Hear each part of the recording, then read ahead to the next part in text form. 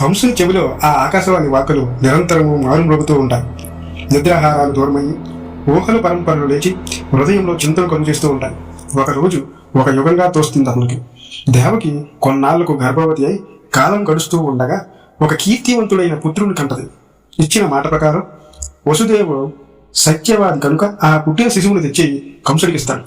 ఆ పుట్టిన శిశువును చూసి మాట నిలబెట్టుకున్న వసుదేవుని చూసి పుణ్యాత్ములు మాట నిలబెట్టుకోవడం కోసం తన ప్రాణాన్నైనా లెక్క చేయరు అని వసుదేవుని నిబ్రంకు మెచ్చుకొని, వసుదేవ, దేవకి 8వ కాన్పు వలన నాకు ముప్పు కలుగుతుందని ఆకాశవాణి పలికింది. కాబట్టి ఈ శిశువు వలన నాకు ఎలాంటి అపాయము లేదు. ఈ బిడ్డను తీసుకుని నువ్వు వెళ్ళవచ్చు అని చెప్పాడు. అంతటా వసుదేవుడు ఆ బిడ్డను తీసుకుని ఇంటికి వచ్చేశాడు. ఒకరోజు నారద మహర్షి కంసుడు ఏకాంతంగా ఉన్నప్పుడు వచ్చి, కంస, భూదేవి అసుర బాధ ఓర్వలేక గూడుగూడున విష్ణుమూర్తి పాదాలపై పడ్డది.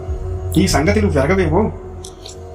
శ్రీమన్నారాయణుడు దేవకీ గర్భంలో జన్మించి నిన్ను హరింపచేస్తాడు అని చెప్తాడు. నారదుని మాటలు కంసుని హృదయంలో సూదిలై నాటుతున్న మాటలకు ఉగ్రుడై అతని వెనుగంటనే దేవకీ వసుదేవులను పట్టి తెచ్చి బంధించేసి వారి సంతానంలో అప్పటి వరకు ఉన్న వారిని అందరినీ చంపించి యాదవకుల నాశనం సంకల్పించి తన తండ్రి అయిన ఉగ్రసేనుని చెర నుంచి తాను రాజ్యాధిపత్యం వహించి సూరసేనులను మహా కఠోరంగా శిక్షిస్తాడు.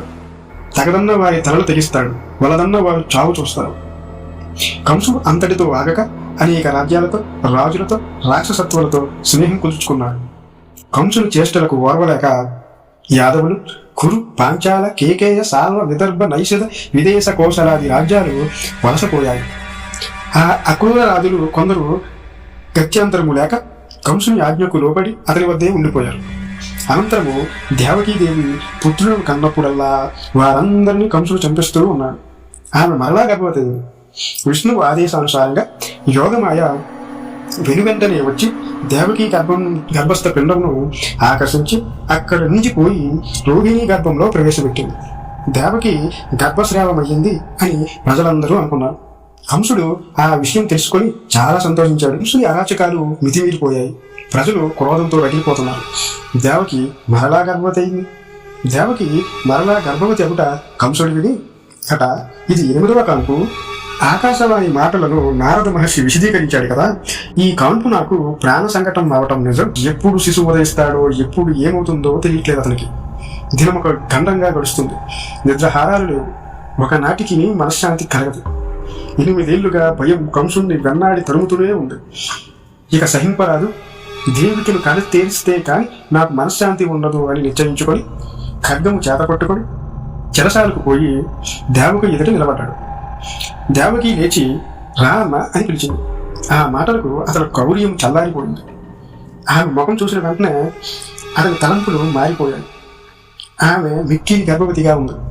ఆమెను చంపటం అపకీర్తికారమే కాక మహాపాతకం చుట్టుకుంటుంది. పాపాత్ములకు సిరి దక్కదు. వారి జీవితకాలం తగ్గిపోతుంది అనుకొని మరలా వెనకకు వెళ్ళిపోయాడు. దేవకికి పురిటి నొప్పులు వస్తున్నాయి. 7 సముద్రాలు స్వచ్ఛంగా పొంగుతున్నాయి.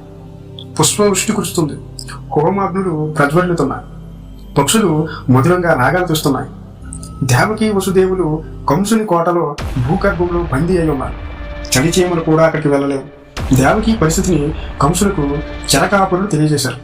ఆ మాటలు వినగానే కంసునిలో భయం రూపుదాల్చి అతని ముందు నిలిచింది. ధైర్యం కోల్పోయాడు. బుద్ధి నిలకడ కొరవయ్యింది. నోట మాట రాలేదు. శిశువు జన్మించిన వెంటనే నాకు తెలియజేయండి అంటూ ఆజ్ఞాపించి బోలులోని పులిలాగా మందిరమంతా మెల్లగా తిరుగుతూ ఇల్లంతా చప్పుడికి దిక్కున ఉలిక్కి పడుతూ మాటికి ధర్మ వద్దకు పరిగెత్తి తొంగి చూస్తూ గడగడా ఉలికిపోతున్నాడు.